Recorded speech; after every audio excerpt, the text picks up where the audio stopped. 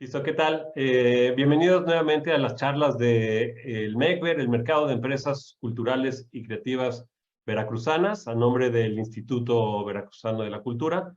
Les damos la bienvenida y, como ya saben, hemos dedicado una barra del MECVER a hablar con especialistas, con académicos, que nos pueden informar desde una perspectiva pues más informada desde su propia experiencia sobre sectores de las industrias culturales y creativas. En ese sentido, bueno, pues el día de hoy nos da pues mucho gusto recibir a Minerva Salguero, que pues antes de darle la palabra, bueno, pues primero le doy la bienvenida. Ella nos va a comentar pues sus vivencias dentro del mundo editorial. Ahora voy a leer su semblanza, entonces verán pues que lo que nos va a compartir, pues hay una profunda reflexión atrás, un estudio muy completo sobre los fenómenos del arte, sobre la enseñanza del arte, sobre la comunicación del arte. Entonces, bueno, pues muchísimas gracias, Minerva, por acompañarnos. Muchas gracias a ustedes por la invitación y por el espacio para compartir las experiencias. Bueno, pues voy a leer la semblanza de Minerva. Ella es maestra en Historia del Arte por la Facultad de Filosofía y Letras de la UNAM. También es licenciada en Artes Visuales por la Escuela Nacional de Artes Plásticas, también de la UNAM, y cuenta con una especialidad en diseño editorial por la École, lo voy a leer por supuesto muy mal en francés, pero es la Escuela Superior Nacional de Artes Decorativas en Francia, en 2005, para lo cual obtuvo la beca de Artes Aplicadas del FONCA. En el 2014, Minerva funda Ediciones Manivela, que es un sello editorial dedicado a publicaciones impresas y digitales en torno a las artes. Desde entonces, es la directora general a cargo de la concepción editorial de las colecciones de este sello y el diseño de metodologías para la enseñanza, investigación y promoción de las artes. Ha dirigido proyectos editoriales en el Museo Numismático, en el Museo de la Ciudad de México y el Museo de Arte de Sonora para la publicación de catálogos de exposiciones.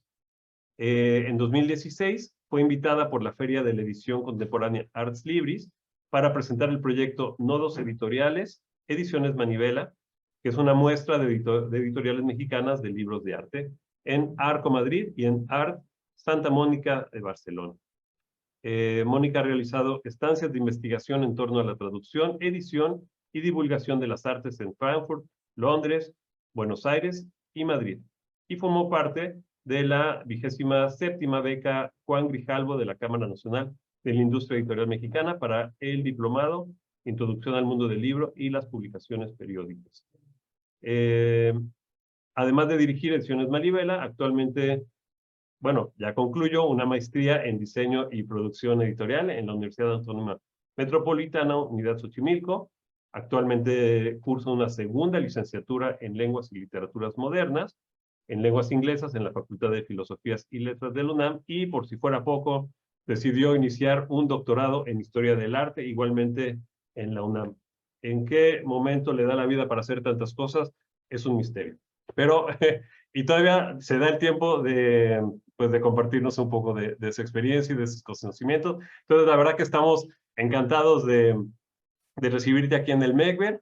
Y pues bueno, ya, eso aquí voy a concluir yo. Le voy a ceder la palabra a Minerva, y para lo cual, pues me gustaría pedirle que nos platique un poco sobre Ediciones Manivela y en particular sobre esta colección que aquí voy a mostrar. Son varios cuadernos, aquí logré conseguir 4, aunque creo que son 8. Creo que son 8, ¿verdad? Sí. Sobre colección Asuntos del Arte.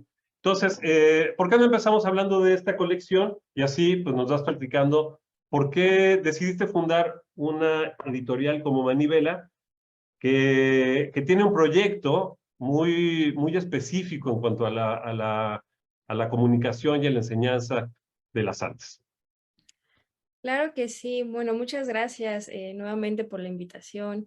Em, Me parece que la razón por la cual decidí hacer la editorial tiene que ver con mi formación, ¿no? Con todo esto que ya se leyó en mi semblanza. De pronto, al tener, haber acumulado, ¿no? Tantos conocimientos que de pronto la pregunta que me surgía era, ¿y ahora qué hago con todo esto, no? O sea, y yo no encontraba un lugar específico en donde me quería dedicar a trabajar. Además de que en ese momento, cuando yo terminé la maestría en Historia del Arte, pues no encontraba tampoco un trabajo, ¿no? En una editorial que se especializara en libros de arte, ¿no?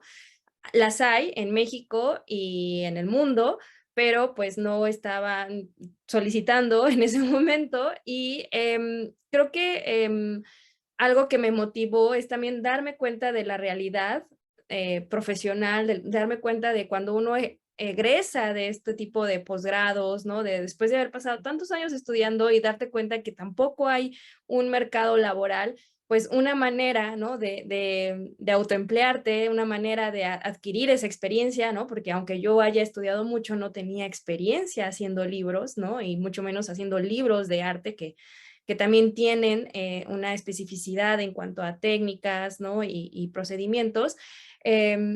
La manera en que yo podía adquirir experiencia y además autoemplearme, ¿no? Era haciendo una editorial. Y yo siempre digo que la editorial se fundó el 14 de octubre porque es el día que yo me di de alta en Hacienda como editora, persona física con actividad empresarial en edición de libros. Y esto hago énfasis porque también el haber tomado la decisión de hacer un emprendimiento, de hacer una editorial, tenía que ver con, lo voy a hacer con todas la de la ley, ¿no? O sea, siguiendo todos los pasos como si fuera una empresa con toda la seriedad, con todo el rigor que se merece, ¿no? Que eso creo que también no es tan fácil encontrarlo en proyectos culturales o artísticos, ¿no? Por lo general, digo yo, en mis años de estudiante, trabajé en colectivos y pues lo que menos pasaba por nuestra cabeza era si estábamos siguiendo procedimientos legales de la manera apropiada, ¿no? O si estábamos registrados en Hacienda, ¿no? Y de pronto pues te llegan proyectos que quieres realizar, pero ahí empiezan las trabas, ¿no? En que si uno no puede expedir una factura, pues tampoco puede recibir un apoyo o hacer un trabajo, ¿no? Entonces, tiene que ver con analizar esta realidad, ¿no? De yo egresada de una maestría, un posgrado, ¿no? De historia del arte, que quiero compartir lo que aprendí, que además me doy cuenta que no soy la única que está egresando y que tampoco encuentro trabajo, ¿no? Y todas las investigaciones que se quedan acumuladas, ¿no? Toda esa experiencia, ¿no? En el caso de maestría de 2 años, pero de doctorado 4 años, ¿no? Entonces, ¿qué pasa con todo ese conocimiento que se está generando, ¿no? Entonces me pareció que la editorial podía ser una plataforma para divulgar, ¿no? Para compartir y también generar estos espacios en donde nuevas voces, ¿no? De personas que estamos iniciando en la investigación pudieran publicar, ¿no? Porque también hay una saturación de los canales, ¿no? Así como los artistas se quejan de que no hay lugares para exponer, pues también, ¿no? Cuando somos recién egresados de la investigación, tampoco hay lugares donde publicar, ¿no? Entonces, me parecía que había un círculo vicioso y la segunda realidad, ¿no? Que me tocó analizar es para 2018, que es cuando sale esta colección, el acceso limitado a las escuelas, ¿no? De arte.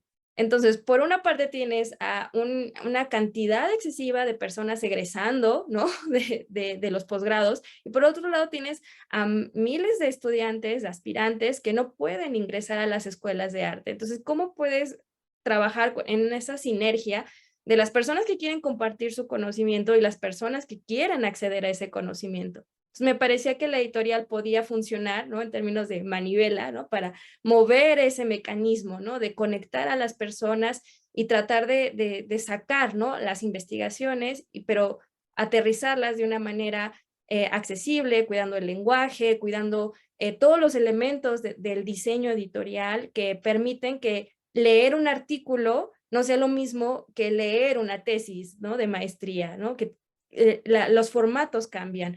Y entonces la colección Asuntos del Arte, en esta realidad, ¿no? Lo que busca es ofrecer un material accesible, pero con todos los elementos que analizamos que se requerían durante el estudio de la teoría del arte, ¿no? Entonces, no es una colección de historia del arte, es más bien que a través de preguntas enfrentemos, abordemos de manera teórica, a partir de argumentos, ¿no? ¿Qué es lo que estamos pensando? ¿Qué es lo que estamos entendiendo? ¿Y qué es lo que estamos diciendo en torno a los temas que competen del arte, ¿no? La belleza, la autoridad, la circulación, ¿no? Por ejemplo, el mito de si un artista nace o se hace, ¿no? En fin, abordamos a partir de 8 preguntas lo que nosotros considerábamos que era una generalidad que nos permitía abordar las escuelas de pensamiento, ¿no? La teoría, pero que no estuviera organizada de manera cronológica, sino más bien a partir de problemas, ¿no? Más o menos. Para dar un poco de contexto, voy a leer algunas de las preguntas justamente, que cada pregunta le da título a cada uno de los tomos. Por ejemplo, el tomo número 1 es ¿qué hace un artista? El tomo número 2 es ¿se necesita talento para ser artista? El tomo 3 me encanta la pregunta, ¿por qué es difícil entender el arte? Tengo que leerlo, tengo mis propias teorías al respecto. Tomo 4, todo el arte es bello, ¿no? Una discusión tan antigua, yo creo, desde los griegos. El tomo 5 sobre la autoridad, ¿quién dice que es arte? El tomo 6 es ¿dónde se exhibe y resguarda el arte? El tomo 7, todo puede ser arte. Y el tomo 8, el arte sirve para algo, ¿no? Entonces, pues claramente cada una de estas preguntas es la pregunta de los 64,000. Para nuestros seguidores más jóvenes, pues, esa es una pregunta muy buena, que no tienen el referente histórico, pero son estas las preguntas. Entonces cada uno de las preguntas le da título a los tomos, y creo que son preguntas que además perdón, antes de, quiero mostrarles cómo es el diseño editorial. Lo que pueden ver de este lado son líneas como para ir haciendo anotaciones, ¿no? Es decir, no solamente está la lectura, sino que hay un espacio justamente para ir pues anotando las reflexiones propias. Entonces, funciona como un cuaderno de trabajo al mismo tiempo. Entonces, bueno, pues eso me parece que una muy buena idea, y que además obliga al lector pues ir plasmando sus propias ideas sobre lo que está leyendo. Puede estar de acuerdo o puede estar en desacuerdo, pero estos espacios como que hay una invitación implícita ahí, pues a reflexionar en torno a lo que aquí se comenta. Y pues sí, los autores, cada uno de los autores pues tiene 4 o 5 autores que van haciendo contribuciones para ir pues intentando responder o dando una interpretación a estas preguntas. Eh, Trayéndolo a un nivel más material, una vez tú que tienes estas ediciones, ¿cómo le haces para hacer que estos textos puedan llegar a un público? Sé que tienes una página, la revisé antes de la entrevista. Entonces, bueno, hay un sitio que te pediría que nos compartiera, y me gustaría que nos platicaras sobre cuáles han sido las estrategias y los obstáculos a los que te has enfrentado justamente para hacerle llegar estos materiales pues veo que hay como una intención de solamente llegar a personas que desean estudiar eh, pues no sé, tal vez desde la academia, temas relacionados con arte o profesionalizar su quehacer artístico. Sí, claro. Bueno, el público al que está dirigida la colección inicialmente es a las personas que no pueden acceder a las escuelas, ¿no? Entonces, la idea de todos estos elementos del diseño editorial es que de manera autodidacta, ¿no? O sea, siempre apelando a la autonomía de las personas para conducir su aprendizaje, puedan dirigir estas preguntas y descubrir que a partir de estas respuestas, estas posibles respuestas, hay muchas maneras de abordarlas, pero lo más importante es saber cómo estamos argumentando, ¿no? Entonces yo puedo decir que el arte siempre es bello o decir que no todo el arte es bello, pero ¿por qué? Lo más importante es cómo se construye ese argumento. Entonces, em, esto va relacionado con la distribución porque algo muy importante es cómo llegas a un público que no está en la escuela, ¿no? O sea, por un lado, este material, por supuesto que sirve también para los que ya están en las escuelas, en los primeros años de las licenciaturas de artes, ¿no? De letras, de música, de danza, ¿no? Eso, o sea, porque son preguntas de la teoría, ¿no?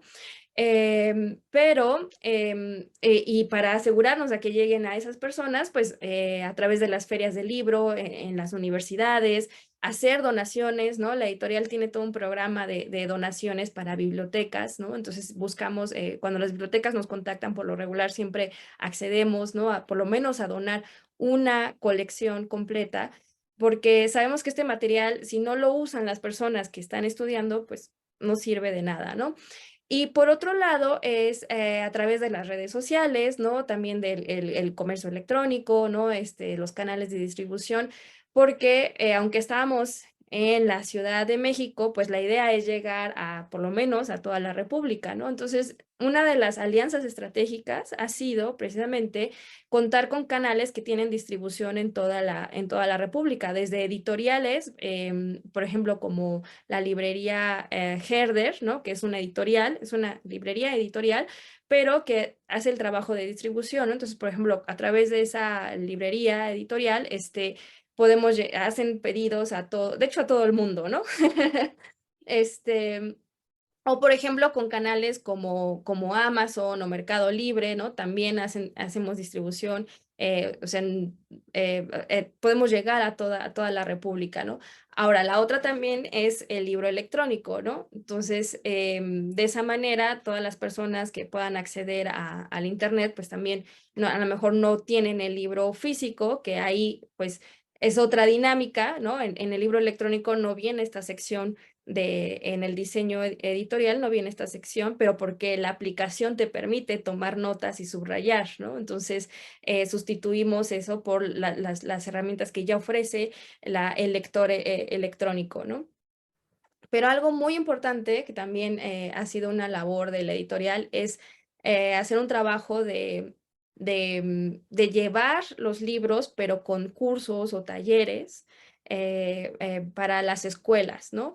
O, por ejemplo, en centros culturales, que ahí llega gente de todos los niveles, ¿no? O sea, de todos los niveles de educación, ¿no? Incluso personas que ni siquiera han tomado cursos especializados de arte, ¿no? Entonces, al trabajar los libros, ¿no? O sea, al dar estos talleres es otra manera de hacer llegar los libros, ¿no? O sea, no nada más pensarlo como el libro impreso y que tiene que estar en una librería, porque si analizamos la manera en que nosotros, ¿no? Todas las personas consumimos libros, no es solamente a través de librerías. Muy pocas personas realmente van a librerías a comprar libros, ¿no? Los libros se consumen de otra manera, ¿no? Incluida la descarga de PDFs, ¿no? Entonces, ¿cómo logras, ¿no? O sea, por ejemplo, en la página de la editorial tenemos guías, ¿no? Para estos ejemplares que se pueden descargar de manera gratuita, ¿no? Entonces, hay una parte, ¿no? Que se puede acceder, ¿no? Sin necesidad de pago, ¿no? Y que es obedeciendo a los hábitos de consumo como ya lo hacemos desde, ¿no? Todas las personas, ¿no? Entonces, creo que al darnos cuenta de analizar cómo se consume lo que estamos haciendo, ¿no? Es que podemos definir qué canales de distribución son los más adecuados, convenientes y por supuesto, pues también traen sus costos, ¿no? Porque una librería te cobra un porcentaje de la venta, ¿no? O sea, todos los canales de distribución te van a cobrar algo, ¿no? Entonces, en tu cálculo de tu precio de venta al público, pues debes de considerar eso, ¿no? Tal vez el obstáculo, la dificultad, ¿no? Es que entre más canales de distribución tienes, pues necesitas poner más atención, ¿no? Necesitas dedicarle más tiempo a eso. Entonces, aunque la editorial es muy pequeña, pues sí necesitamos a una persona que esté dando seguimiento a las librerías, ¿no? Por ejemplo, cuando entramos al sótano, pues esa cadena de librerías tiene un sistema muy particular, ¿no? De cómo quiere recibir los ejemplares y toda la documentación que debes de preparar.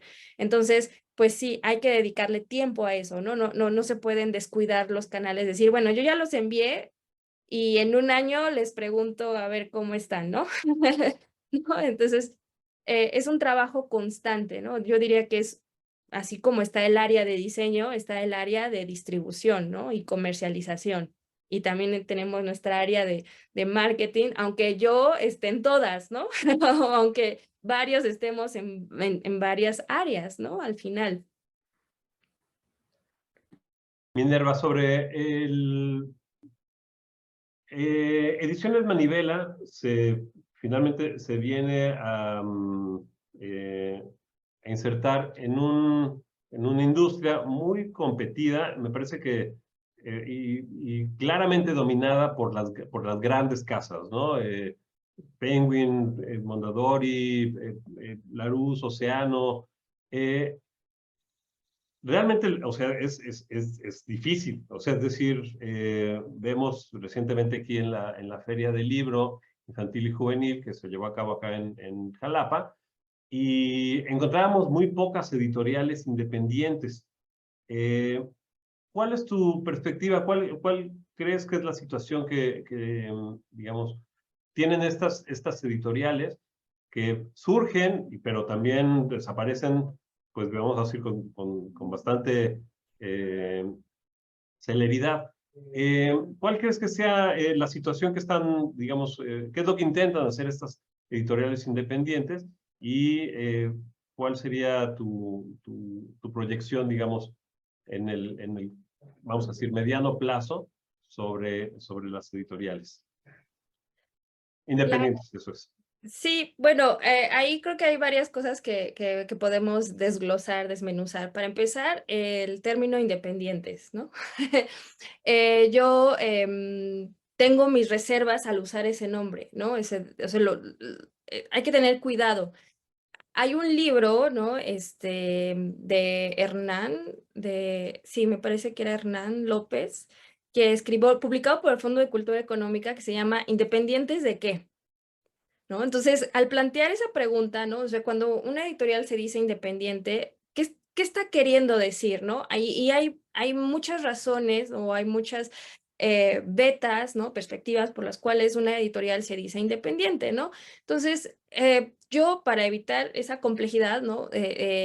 Porque a veces son editoriales pequeñas pero reciben fondos, ¿no? Becas del gobierno, ¿no? Entonces no son independientes, ¿no? Porque viven de un fondo, de una beca, de un gobierno, ¿no? O es una editorial grande, pero vive de contratos con el gobierno. Entonces tampoco es independiente, ¿no? Entonces, a veces se quieren referir a que son las editoriales que no pertenecen a corporativos, ¿no? Pero, por ejemplo, tenemos, no sé, una editorial Sexto Piso, que tiene distribución internacional, que tiene un buen presupuesto, no buenos canales de venta, yo no podría decir que Sexto Piso y Manivela son lo mismo, ¿no? O sea, son editoriales que no, o sea, para empezar, el tamaño, ¿no? Entonces podríamos decir que entonces también las editoriales podríamos clasificarlas por, a lo mejor por tamaño, no nada más en si su edificio, ¿no? Su continente es grande o pequeño, o sea, cuánto ejercen en nómina, ¿no? ¿Cuántos títulos publican al año, ¿no? ¿De dónde viene su presupuesto? ¿En dónde están ubicadas? ¿Cuáles son sus tipos de contratos para la publicación de títulos, ¿no? Em, Repito, hay editoriales que, por ejemplo, viven de hacer libros de texto, ¿no? Y que tienen ya los contratos asegurados. Entonces, pues ahí tampoco hay un riesgo, ¿no? De capital. O hay editoriales que solo se dedican a servicios editoriales para los cuales cobran a los autores, ¿no? Como en un servicio de autopublicación para acompañarlos en ese proceso, ¿no? Entonces, em, independientes es un término que puede abarcar muchas cosas, ¿no? Yo utilizo a lo mejor más el término de nicho, que lo que significa, ¿no? Es que atendemos a un público muy específico, ¿no? Entonces, nuestro objetivo no es convertirnos en Planeta, no podemos convertirnos en Planeta. Nuestro objetivo es, porque además atendemos a una realidad mexicana que tiene que ver con esto que platicaba, ¿no? De cuántas personas quieren compartir su conocimiento y cuántas personas están deseando adquirir ese conocimiento porque a través de la academia no se los dan, ¿no? A través de un sistema escolarizado no se los dan, ¿no? Entonces, em, yo podría decir que la función de estas editoriales pequeñas, ¿no? Emprendimientos, ¿no? Que además el índice de creaciones de empresas en general, ¿no? Es altísimo y mueren, ¿no? En los primeros 2 años, ¿no? Yo creo que en el caso de las empresas dedicadas a temas culturales, ¿no? Bueno, de industrias creativas, pues yo creo que debe ser todavía más, ¿no? Em, pero eh, cumplen una función fundamental, ¿no? En términos de la bibliodiversidad, ¿no? Ese es el término que se utiliza en el mundo editorial para hablar de qué tanta diversidad de títulos hay, de temáticas, ¿no? De tipos de autores hay, ¿no? Es algo que hay que continuar protegiendo, ¿no? Porque si solamente nos regimos por las leyes del mercado, pues los libros que sí se venden, ¿no? Y para eso ya tenemos algoritmos para determinar cuál es el libro, cuál es la temática que se está buscando, ¿no? Puede atentar contra esa diversidad, ¿no? Por falta de recursos, porque siempre lo que va a hacer una editorial pequeña o de nicho, ¿no? Es apostar a nuevos autores, apostar al autor que nadie conoce, ¿no? O sea, por ejemplo, nosotros le apostamos a jóvenes que están investigando y que todavía no tienen una plaza de investigación, ¿no? Que todavía no tienen una plaza docente, ¿no? Que todavía no su investigación, no por demeritarla, pero nada más es por la falta de experiencia, por la falta de oportunidades, no ha llegado a colocarse, ¿no? Entonces, lo que estamos haciendo, y eso creo que es lo que hacemos todas las editoriales pequeñas, ¿no? Y que apostamos a nuevas voces, es, es hacer que tal vez una editorial grande después voltee a verlos.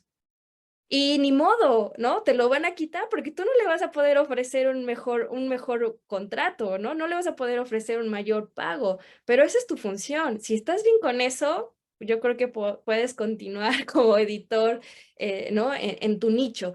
Si no estás bien con eso y quieres amarrar a tu autor para que nunca se vaya, pues tampoco es justo, ¿no? Porque tu autor también merece, ¿no? Crecer. Y si tú no puedes, ¿no? Crecer a esa velocidad y ofrecerle esos beneficios, pues tienes que dejarlo ir, ¿no? Y tu función seguirá la de estar buscando nuevas voces, ¿no? Entonces, mm, creo que en términos de las editoriales, sí tiene que ver mucho con esta vocación, ¿no? Que tenemos por confiar en el trabajo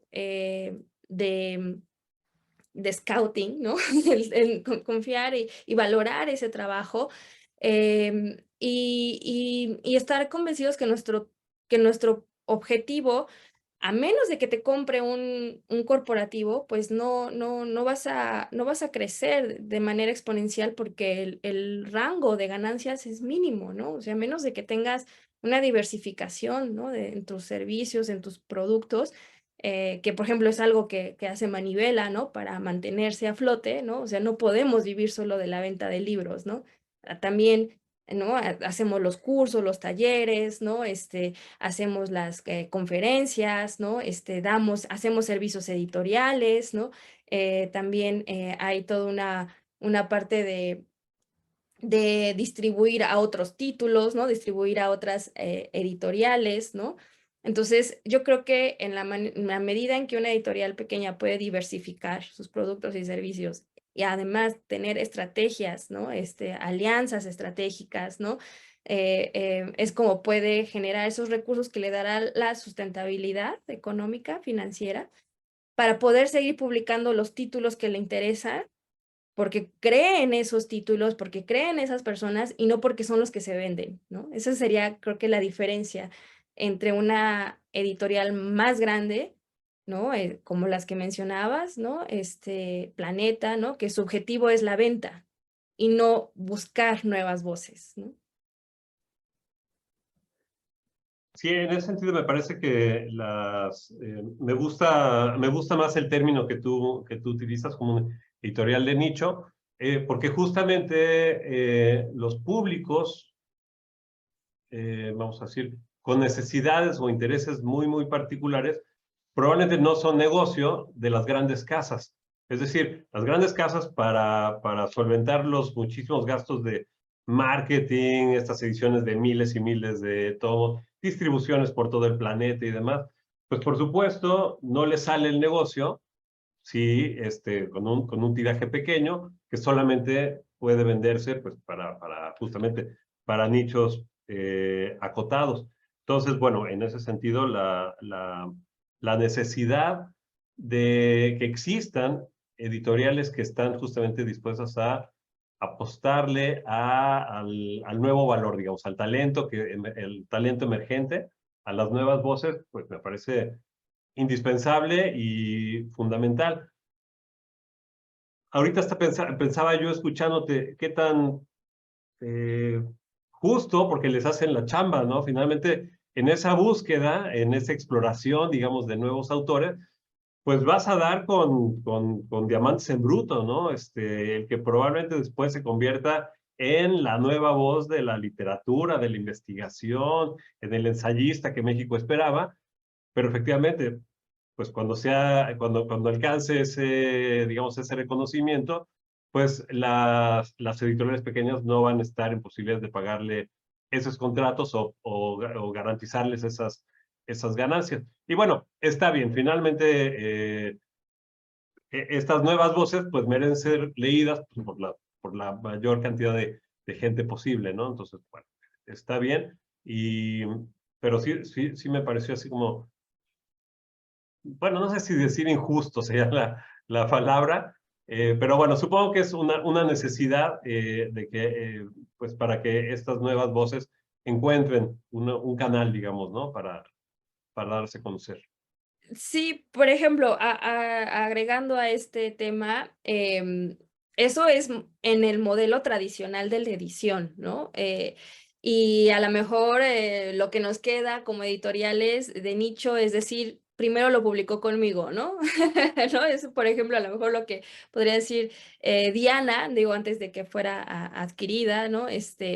Diana fue la editorial que publicó a Gabriel García Márquez, ¿no? Entonces fue la que creyó, ¿no? Entonces, pues te queda eso. Pero, por ejemplo, en modelos ya de autores que se autopublican, ¿no? Por ejemplo, a través de las plataformas de Lulu o de Amazon, ¿no? Em, pues ya no hay un editor que está arriesgando para estas nuevas voces, ¿no? Más bien el autor, la autora es la persona que hace todo ese trabajo de marketing, de difusión y que, por ejemplo, se pueden volver tan famosos como cualquier otro autor que ha sido publicado por una editorial, ¿no? También está el caso del fanfiction, me parece que así se llama, que es cuando los fans, ¿no? De algún libro, alguna obra, hacen su propia versión y se vuelven también, ¿no? Muy famosos, ¿no? Me parece que ese es el caso de las 50 sombras de Grey, ¿no? Que es en realidad es producto de una fan, ¿no? De la serie esta de Crepúsculo, ¿no? De los vampiros, ¿no? Entonces, cómo a partir de ahí se puede volver ya un bestseller. Por supuesto, ahora 50 sombras de Grey ya se publica por editoriales, ¿no? Pero a ese grado pueden llegar, ¿no? O sea, no necesariamente son, o sea, las editoriales pequeñas cubren esa función, cumplen esa función, es la razón por la cual podemos valorarlas, ¿no? Apreciarlas, pero no es la única vía, ¿no? También ahora está la autopublicación. Perdón, me extendí. No, muchas gracias. Sí, definitivamente creo que estos nuevos modelos de edición, pues son la solución justamente ante corporativos que crecen y crecen y crecen. Y pues yo recuerdo, ¿no? Hace 20 años, pues uno podía ver la cantidad de casas editoriales independientes, es decir, que no pertenecían a un gran corporativo, español, inglés o norteamericano. Y bueno, digamos, como que cada uno tenía sus autores y, digamos, era claro que había una competencia entre ellos. Sin embargo, van creciendo estos corporativos y van absorbiendo estas otras casas editoriales. Y me parece que van imprimiendo una visión cada vez más, vamos a decir,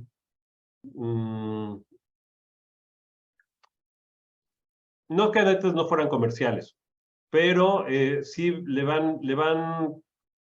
van tomando decisiones donde ciertos géneros, ciertos autores, ciertas temáticas van siendo relegadas porque no le ven una beta comercial, ¿no? Entonces, pues bueno, finalmente, pues este es el modelo. Y frente a esto, la autopublicación, el fanfiction, o un caso que a mí me gustó mucho de un autor que fue publicando capítulos, creando, digamos, una atracción, un grupo de personas que lo iban siguiendo, que lo iban criticando, que lo iban sugiriendo. Entonces, cada capítulo iba mejorándose gracias a toda la retroalimentación que obtenía de sus públicos. Al final, lo que tenía era un libro completo, que además ya había logrado juntar algo así como 100,000 seguidores, y cuando lo sacó, pues es, ¿quién de ustedes quiere el libro impreso? ¿Quién lo quiere descargar todo completo? Porque todos tienen ya los capítulos por separado, pero aquí tenemos una edición completa y resultó un éxito comercial porque mucha gente deseaba tener el libro, el objeto, con hojas, y los que no deseaban tener un solo volumen y no un montón de archivos, que era lo que tenían antes.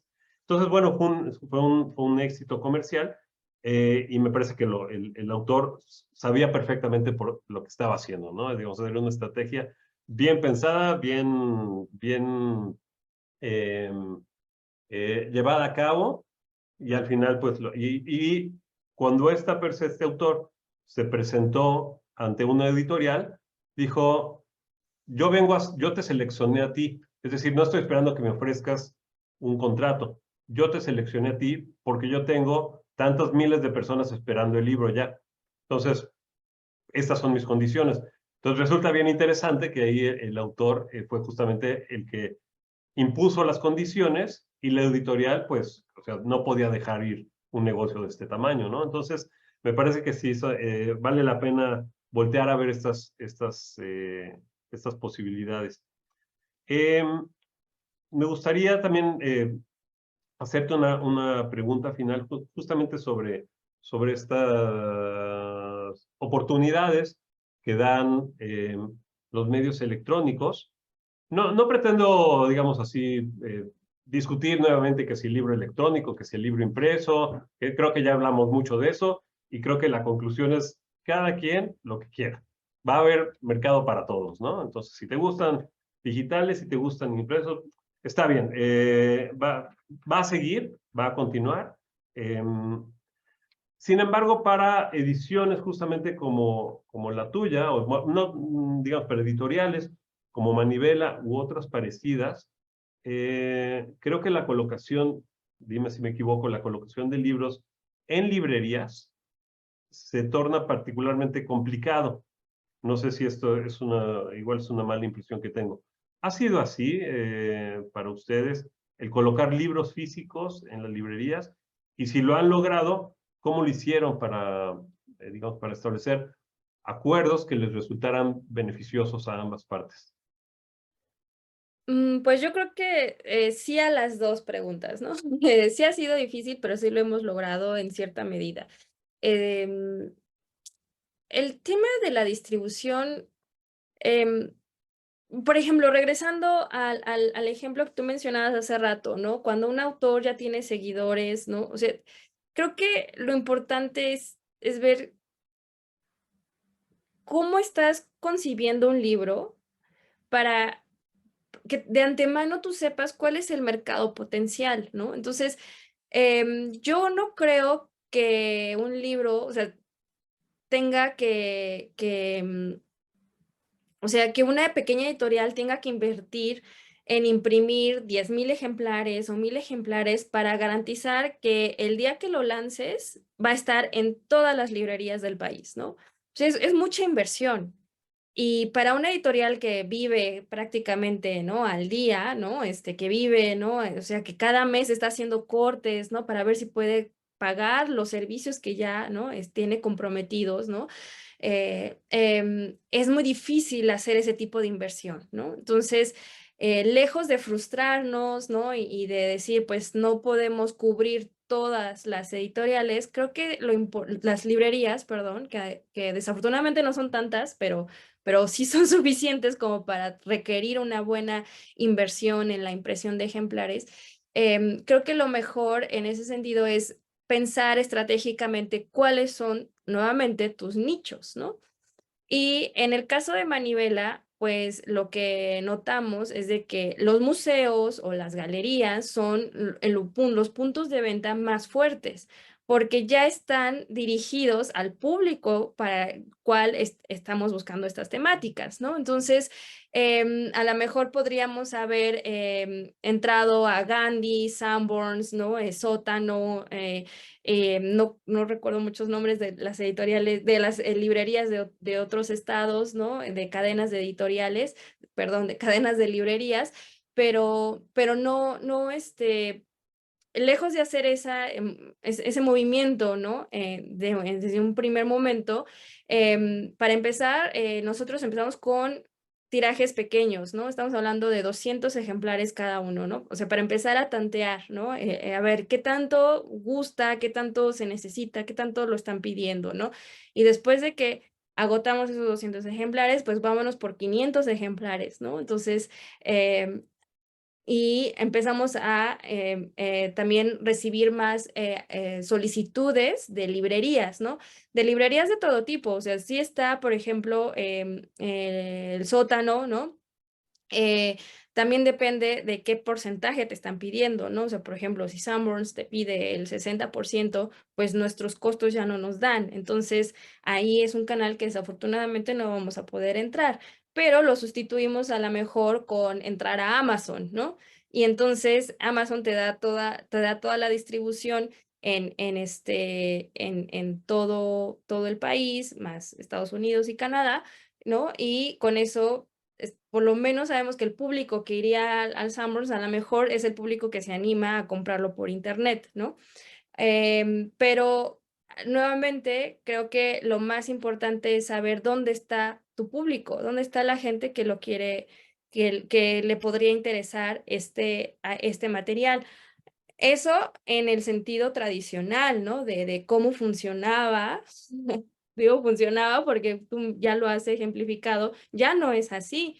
Em, Muchas editoriales están poniendo como criterios para recibir manuscritos cuántos seguidores tienes, lo cual es una arma de doble filo, porque entonces para ser autor primero tengo que ser un influencer, ¿no? Entonces, ¿no? O sea, todas las estrategias que en algún momento han sido buenas para una parte, también se pueden revertir y ser contraproducentes para otra parte, ¿no? Entonces, digo, qué gusto, ¿no? Que los autores, las personas autoras tengan más capacidad de negociación frente a la desventaja que muchas editoriales ofrecen, ¿no? Como un pago de regalías atrasados o con porcentajes muy bajos, ¿no?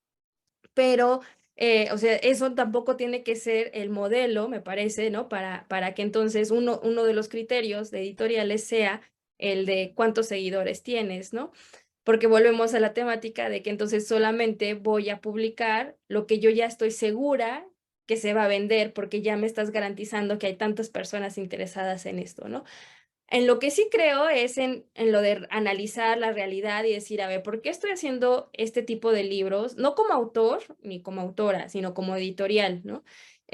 ¿Cuál es mi colección, no? ¿En dónde voy a distribuir, no? O sea, por ejemplo, otro de nuestros canales son las ferias de libro. Es súper importante para nosotros estar presentes en la mayor cantidad de ferias de libro porque son el sustituto a la precaria infraestructura, ¿no? de librerías en nuestro país, ¿no? Es un territorio muy grande como para poderlo cubrir a través de librerías y las ferias funcionan de esa manera, ¿no?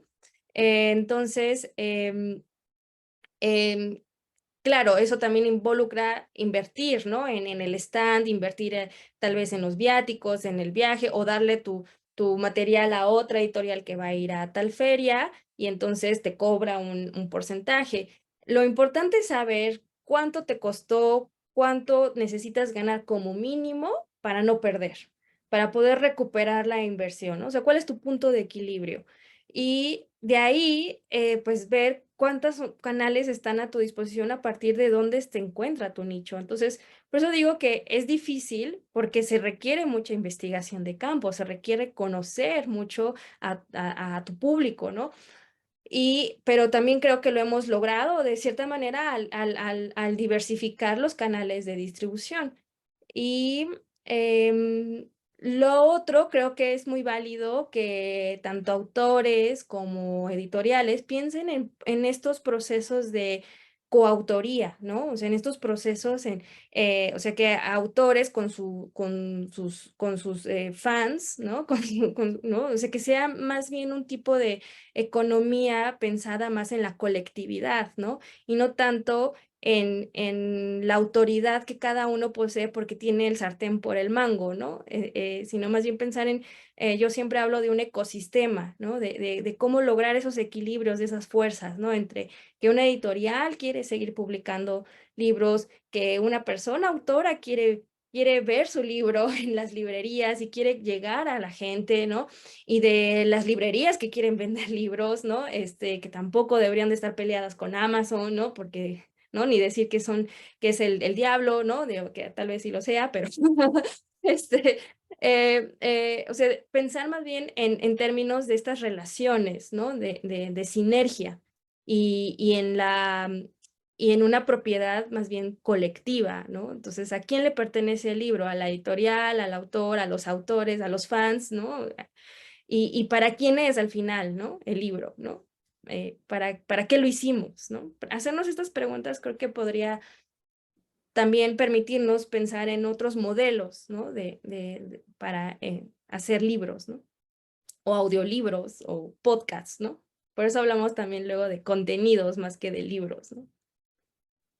Sí, bueno, ya el tema de pensar ya en contenidos, hoy por hoy, justamente, pues, creo que ya es muy común para muchas personas, o cada vez lo es más para mí al menos, pues es ir combinando, ¿no? Entonces, estoy leyendo el libro, el autor me interesa y me entero que además tiene un podcast, empiezo a seguirlo en el podcast, luego me entero que están haciendo basada en una novela, ya le están haciendo la serie, entonces empiezo a verlas. Entonces, de pronto ya tengo todo un universo en torno, digamos, a un cierto autor, a una novela en particular o a una temática, ¿no? Que esté siguiendo en ese momento. Entonces, pues sí, probablemente ya tendríamos que empezar a hablar sobre contenidos y formas de distribuir estos contenidos a través de distintas plataformas y distintos soportes, digamos, ¿no? Ujú. Entonces, bueno, pues esto, sí, esto nos da para otra charla muy interesante. Bueno, Minerva, se nos acabó el tiempo sobre esto. Agradezco mucho que nos hayas pues dado una muestra, eh, pues muy a vuelo de pájaro, porque hay muchos detalles que valdría la pena asomarse con más detalle sobre el trabajo que tú estás haciendo en particular con una editorial de nicho. Me voy a quedar con esa definición, creo que me parece muy exacta.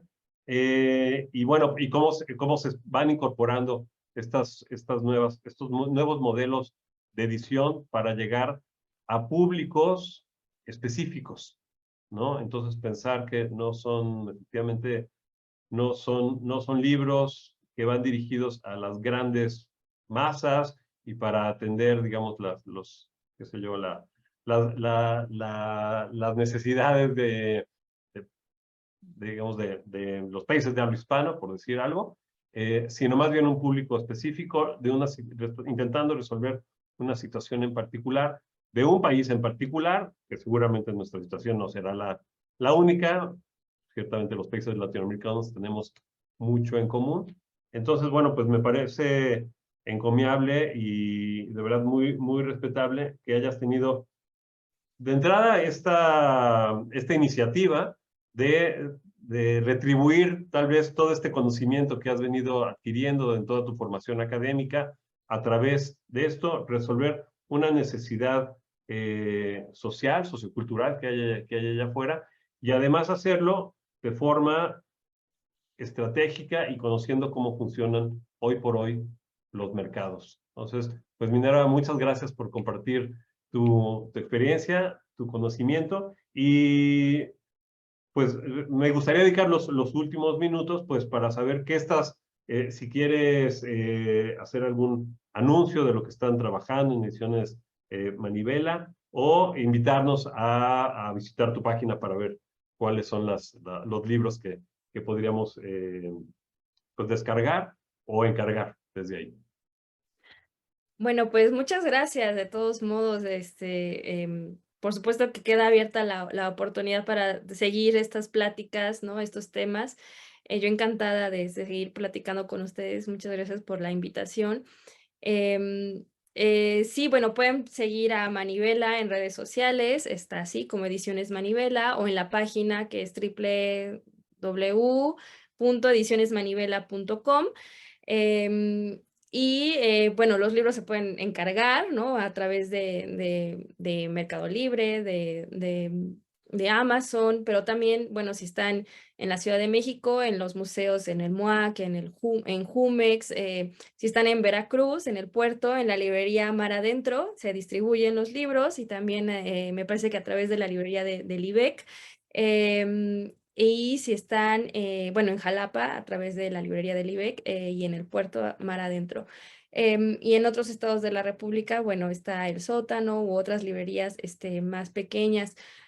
Por supuesto que lo que estamos pensando ahora es la pandemia, bueno, nos hizo aprender la necesidad de migrar, ¿no? De tener abiertos estos canales, ¿no? Virtuales, pero también revalorar la parte presencial. Entonces vamos a seguir con los talleres, con las charlas, ¿no? Próximamente acá en la Ciudad de México tendremos una asociación con el Centro Cultural El Rule, para hablar sobre capacitación, ¿no?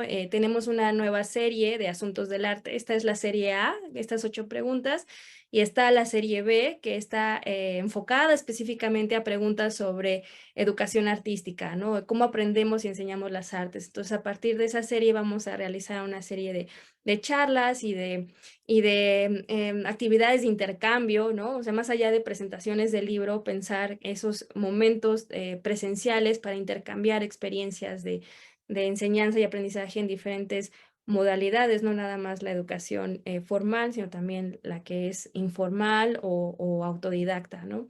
Y pues les invitamos a que nos sigan para que estén al pendiente de todas nuestras novedades editoriales. Pues Minerva, muchas gracias.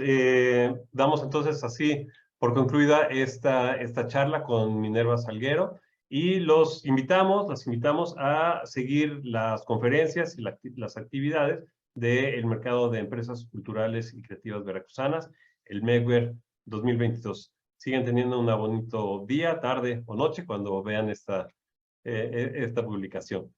Muchas gracias, y a nombre del Instituto Veracruzano de la Cultura, nuevamente agradecemos la presencia de Minerva y, por supuesto, su atención en este evento dedicado a las industrias culturales y creativas. Hasta luego.